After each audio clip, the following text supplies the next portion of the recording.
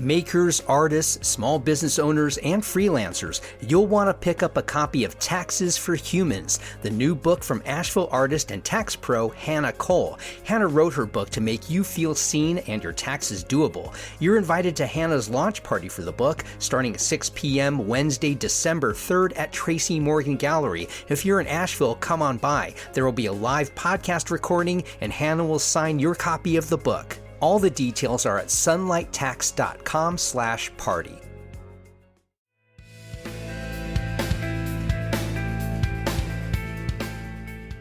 Wake up, Asheville, from your Thanksgiving weekend hangover. I'm Matt Peiken, and this is your newscast for Monday, December 1st. Researchers are drawing lessons from toxic contamination that followed Helene's record flooding of the French Broad River. 15 days after the storm, a scientist and researcher teamed to test water at 5 sites from Asheville into Tennessee. Using high-resolution mass spectrometry, they found a toxic soup of pollutants, including 11 types of so-called forever chemicals, some above EPA limits, as well as other priority contaminants, likely concentrated near a damaged wastewater area. While experts say water quality has since largely returned to pre-storm levels, they urge stricter development buffers and greater post-storm vigilance. Read more about this in the Asheville Watchdog. Democrats are zeroing in on Michael Whatley's role in Helene recovery as a political liability in North Carolina's Senate race. Whatley, appointed by President Trump as the recovery czar for Western North Carolina, is under fire for what critics call a sluggish and ineffective response. While Whatley's campaign touts delivering $6.5 billion in aid, Democrats argue communities remain without basic infrastructure more than a year later. Former Governor Roy Cooper, now his Democratic opponent, led the initial storm response and is expected to make Whatley's FEMA tenure a central line of attack. You can read more about this dynamic in the Assembly NC.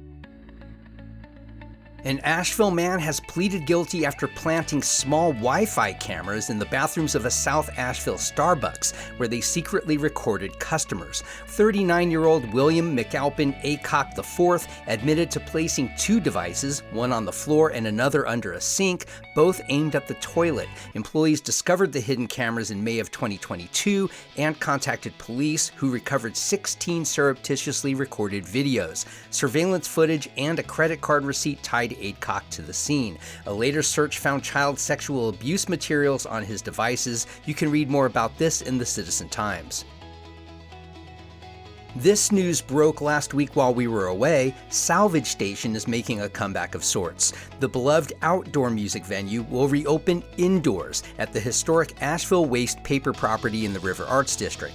Salvage Station was already facing displacement by the I-26 connector project when Helene decimated the Riverside Drive venue. It's moving to a 13.5-acre site on Lyman Street, known for its graffitied Homer Simpson donut building. This property has been owned by the McMahon Pace family since 1941 and had been one of the oldest recycling facilities in the country. Read more about this in the Citizen Times. And the city of Asheville is inviting residents to weigh in on 2 major recovery efforts following last year's storm damage: the French Broad Riverfront Parks Project and the Azalea Parks and Infrastructure Project. A public open house is scheduled for Wednesday, December 10th from 6 to 8 p.m. at Asheville Middle School. Attendees can meet project teams, learn about design goals, and provide feedback.